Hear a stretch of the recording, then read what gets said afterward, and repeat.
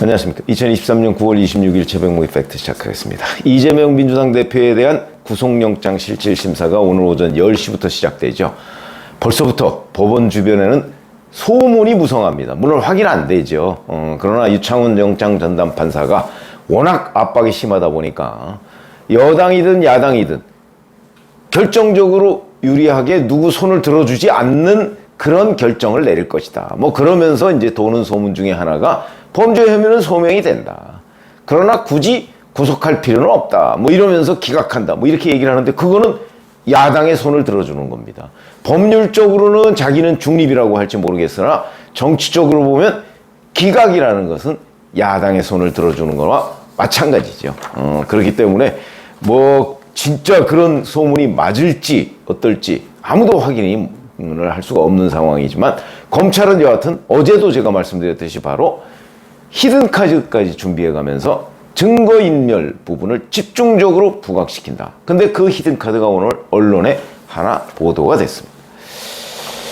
자, 검찰이 이재명 대표의 구속영장에 이제 A4 용지로 대개 142쪽 정도 된다는데 그 중에 11쪽 내지 12쪽 정도를 증거인멸 부분에 이제 맞춰서 기록을 했다는 거고 의견 진술서를 1600쪽 정도를 냈다고 하니까 아마 오늘 구속영장 실질심사가 꽤 길어질 것이다. 이렇게 예상을 할 수가 있겠죠. 근데 이 중에 검찰이 증거인멸과 관련해서 히든카드를 지금 준비했다. 이런 겁니다. 무슨 얘기냐면 이화영 전 경기도 평화부지사 대북 송금 문제와 관련돼 있죠.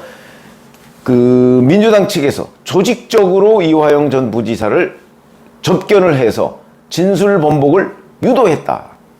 이런 기록을 가지고 있다는 거죠. 그 기록이 뭐냐면 이화영 전 부지사가 진술을 그 한 10개월간 계속해서 쌍방울 대북 송금은 경기도와 무관하다. 이런 걸 유지해 왔는데 올해 6월 중순부터 입장이 조금씩 바뀌기 시작해서 이제 그때부터 털어놨다는 거죠. 이재명 대표한테, 그러니까 이재명 당시 경기도지사죠. 경기도지사한테 대북 사업 물론 보고를 했고 그 다음에 쌍방울 대북 송금도 보고를 했다. 근데 이런 진술 내용이 7월 초에 보도가 됐습니다. 언론에. 아마 이화영 전 부지사는 그 보도된 부분에 관해서는 상당히 불편했던 것으로 제가 취재를 하고 있습니다.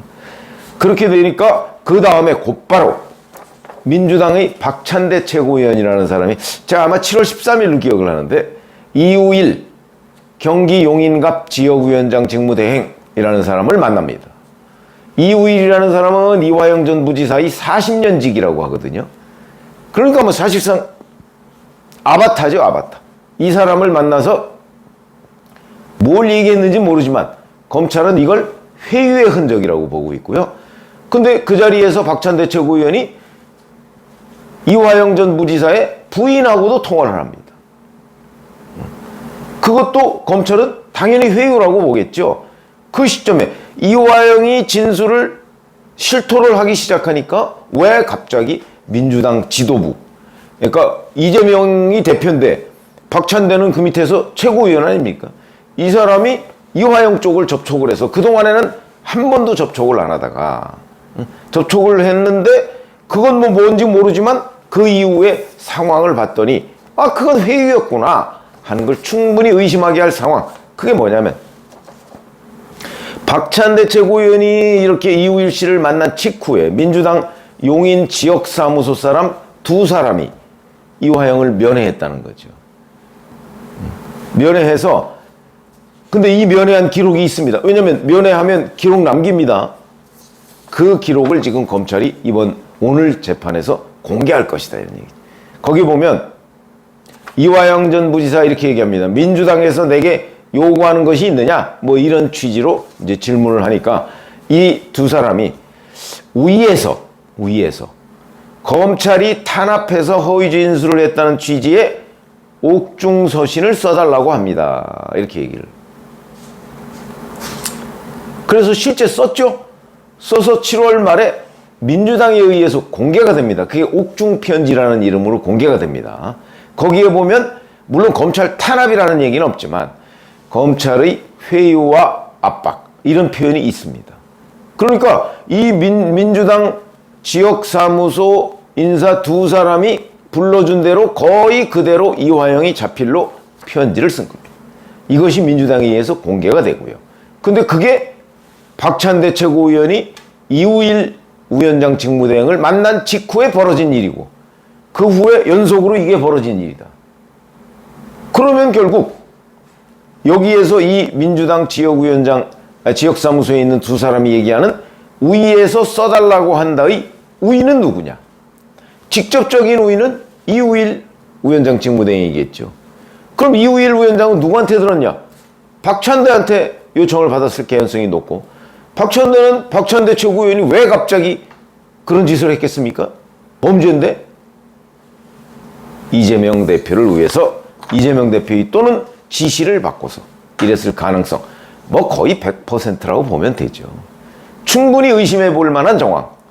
왜냐하면 구속영장 실질심사에서는요, 이거는 재판처럼 확증된 사실을 가지고 선고를 하는 게 아닙니다.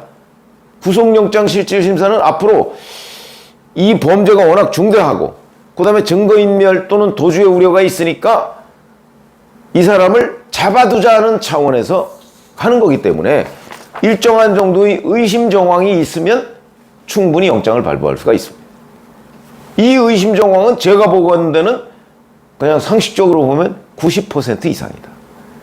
그러니까 이재명, 박찬대, 이우일 민주당 지역사무소 인사 두 사람 이렇게 해서 이화영에 전달이 된, 그러니까 지역사무소 사람이 우위라고 하는 거는 결국 이재명 대표일 것이다. 이렇게 보는 것이 합리적이죠. 상식적이고요. 그러니까 이게 검찰이 지금까지 한 번도 꺼내지 않은 증거인멸의 히든카드다. 근데 그게 접견 기록에 있다. 이런 얘기입니다. 그래서 이런 부분을 오늘 이제 검찰이 보세요. 이런 것까지 있습니다. 그러니까 기존의 증거인멸, 뭐 성공 사례, 그 다음에 시도했던 사례, 뭐 이런 것들을 쭉 얘기하고, 그 다음에 심지어는 이재명 대표가 위증교사를 그 검사사칭 사건과 관련해서 그 육성도 오늘 그 녹음 파일을 재생할 가능성이 높다는 거 아니겠습니까? 뿐만 아니고 바로 이건 검찰이 확보한 접견 기록, 구치소에서 그것까지 해서 제출을 한다. 그러면 뭐 증거인멸 시도 이게 줄줄이 나오는 겁니다. 그럼 이재명을 풀어주면 어떻게 되겠습니까? 이런 증거인멸, 이런 류의 증거인멸 시도가 앞으로도 계속될 것이다. 뭐 그런 거 아니겠어요? 그렇기 때문에 풀어주기가 어렵다. 누구라도 그게 뭐 좌파 판사든 누구 판사든 풀어줄 수가 없다. 그거 풀어준다는 그 메시지는 결국 증거인멸 계속해도 됩니다. 라는 얘기밖에 안 되는 거죠.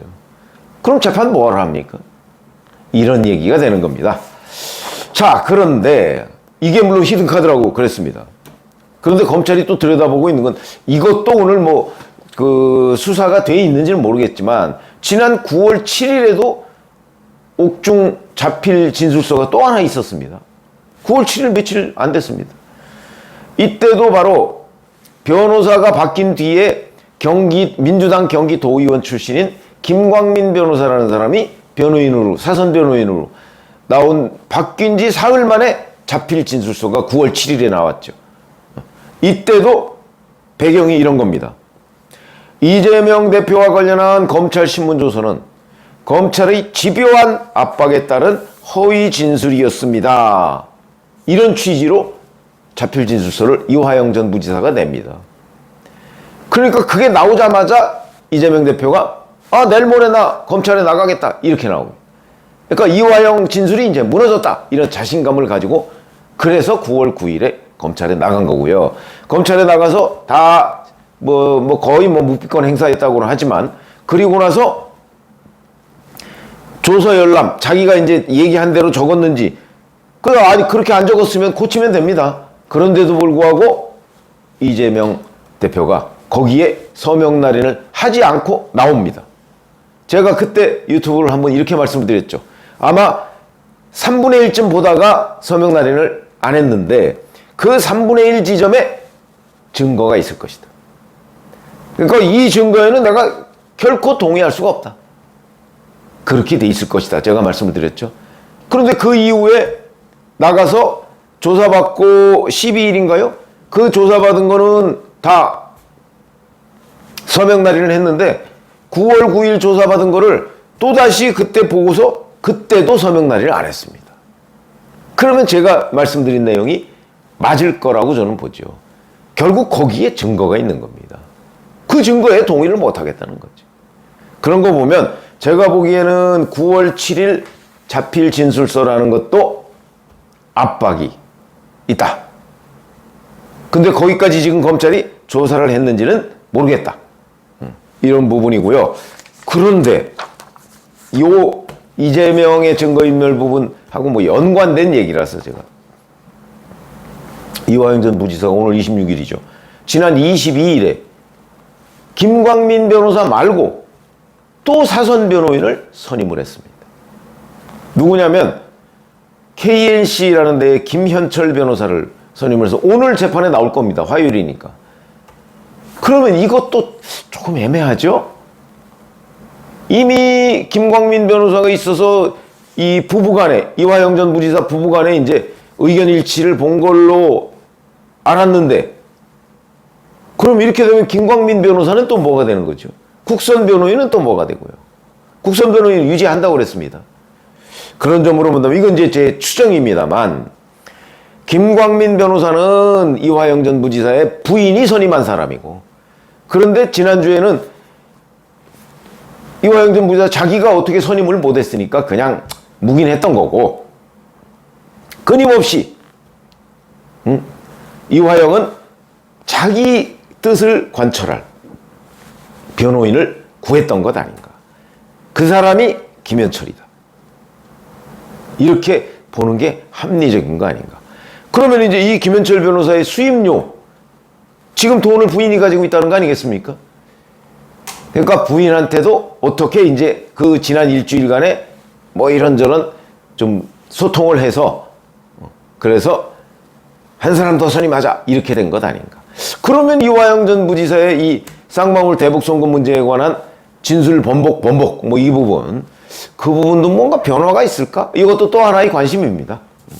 뭐 오늘은 이 재판도 물론 있지만 그 재판보다는 이재명 대표의 구속영장 실질심사의 결론, 아마 내일 새벽이 아니고 뭐 내일 아침이나 뭐 이쯤에 나올 가능성이 매우 높은데, 거기에서 검찰이 증거인멸에 관한 히든 카드를 꺼내 들었다. 근데 또 히든이 있을지 모르겠다. 이런 말씀을 드립니다. 고맙습니다.